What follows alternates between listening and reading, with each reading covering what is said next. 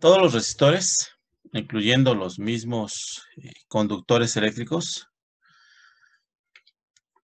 su energía la van a disipar al medio ambiente en forma de calor.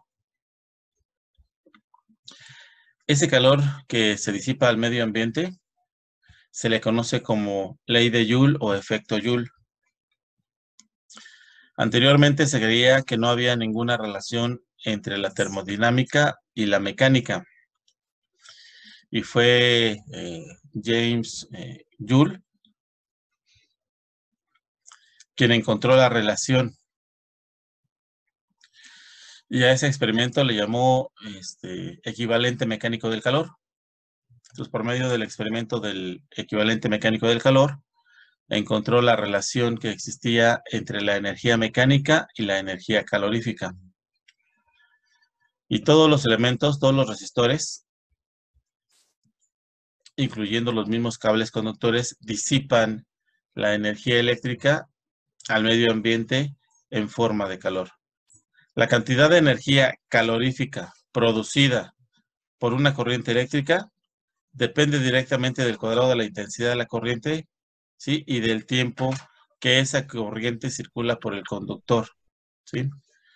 La resistencia que opone al mismo al paso de la corriente eléctrica.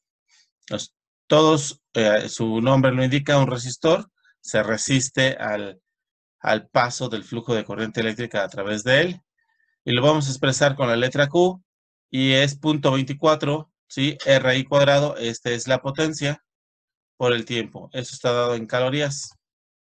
Si nosotros desmembramos esta ecuación, RI cuadrado es potencia, ¿sí? Y T es el tiempo. Entonces, potencia por tiempo.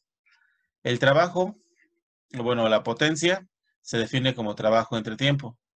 Si nosotros de ahí despejamos lo que sería el trabajo, nos va a dar la potencia por el tiempo. RI cuadrada por T, este es el trabajo eléctrico, ¿ok? Y en un sistema conservativo, el trabajo y la energía se conservan, entonces no hay pérdidas de energía. Estamos hablando de un sistema conservativo, vamos a considerar exactamente igual ambos elementos, tanto el trabajo como la energía. Y el punto 24 es lo que encontró James Prescott Joule, que es la relación del equivalente mecánico del calor, ¿sí? Si yo le quito el punto 24, esto me queda en joules.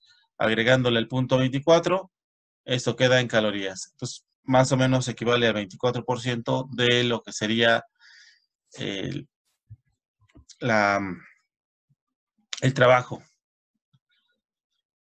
trabajo mecánico. Entonces vamos a ver el arreglo de resistencias. Nosotros vamos a poder ver diferentes arreglos de materiales de los mismos resistores eléctricos. Y vamos a ver tres arreglos. El arreglo serie, el arreglo paralelo y el arreglo mixto, que va a ser la combinación del arreglo serie y el arreglo paralelo. Hay otros arreglos que no los vamos a ver. A esos arreglos se le conocen como arreglo en estrella, arreglo en delta, arreglo en doble estrella o arreglo en doble delta. Pero no es objetivo del curso de nosotros el ver esos arreglos. Pues no los vamos a ver. Nada más vamos a ver el arreglo serie y el arreglo paralelo y vamos a entretenernos mucho tiempo con esos dos arreglos. Entonces, un arreglo serie se considera cuando en un circuito eléctrico los elementos resistivos, cada uno de estos, el símbolo del resistor lo representamos con un zigzagueo. Cada uno de estos elementos resistivos está conectado uno detrás del otro, sin que exista ninguna conexión en derivación, ¿sí? Dentro de cada uno de ellos. Pues cuando tenemos un conector, un resistor o un elemento resistivo, ¿sí? Seguido del subsecuente, nosotros tenemos un arreglo en serie. Entonces, si nosotros vemos aquí la figura, un circuito está conformado de lo siguiente.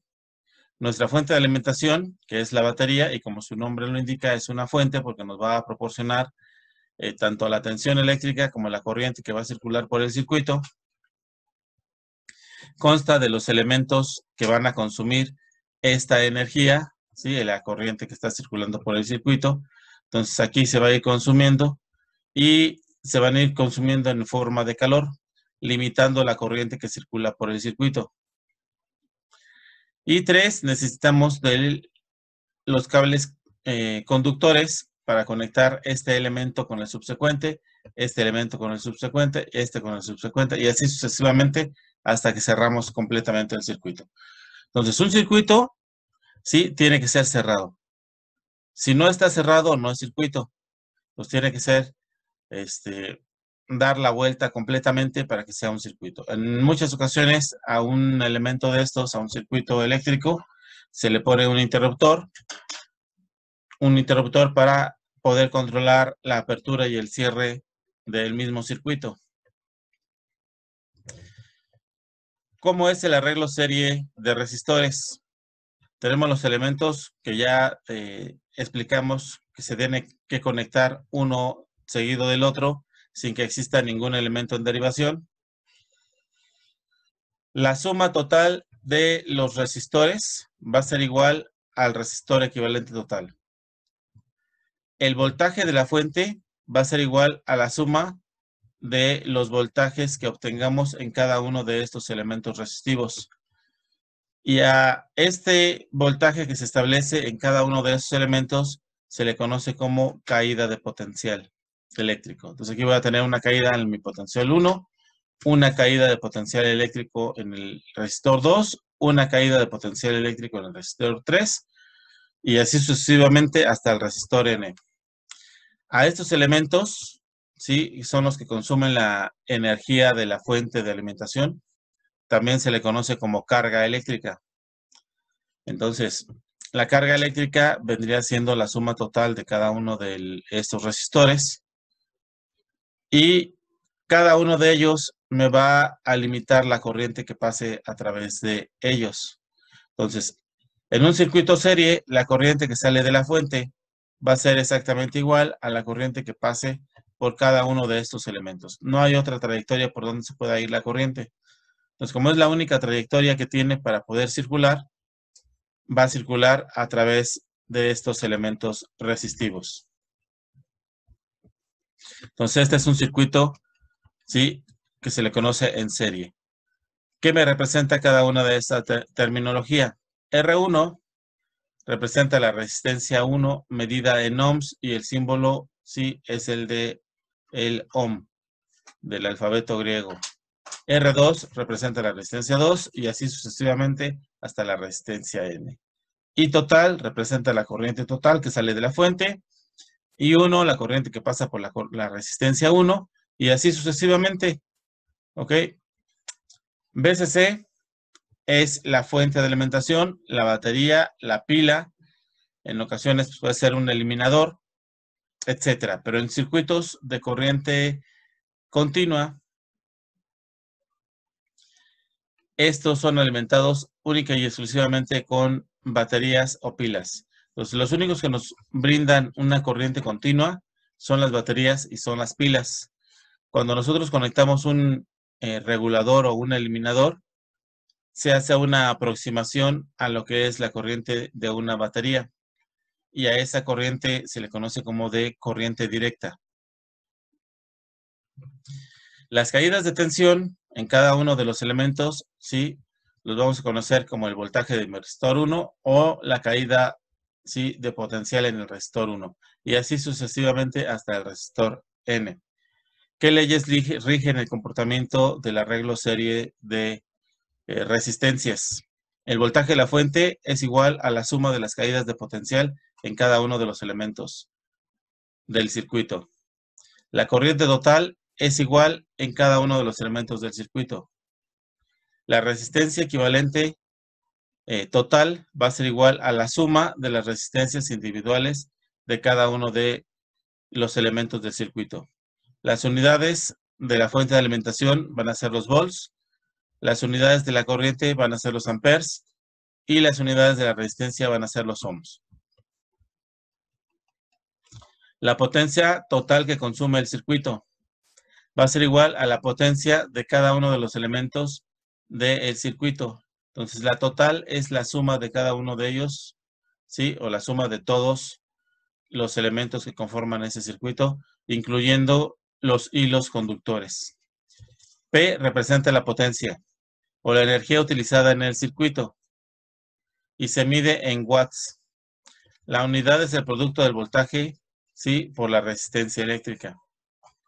U me representa la energía, ¿sí? La vamos a medir en joules consumida por el circuito. Acuérdense que U la utilizamos para la energía medida en joules y esto pues es una situación equivalente a lo que sería el trabajo mecánico medido en joules. Entonces la energía va a ser R por I al cuadrado, que esto es potencia, por el tiempo. ¿Ok? Potencia por tiempo me va a dar la energía, va a ser igual al trabajo cuando el sistema es conservativo. También lo puedo expresar como voltaje por intensidad. Voltaje por intensidad es R por I al cuadrado por el tiempo.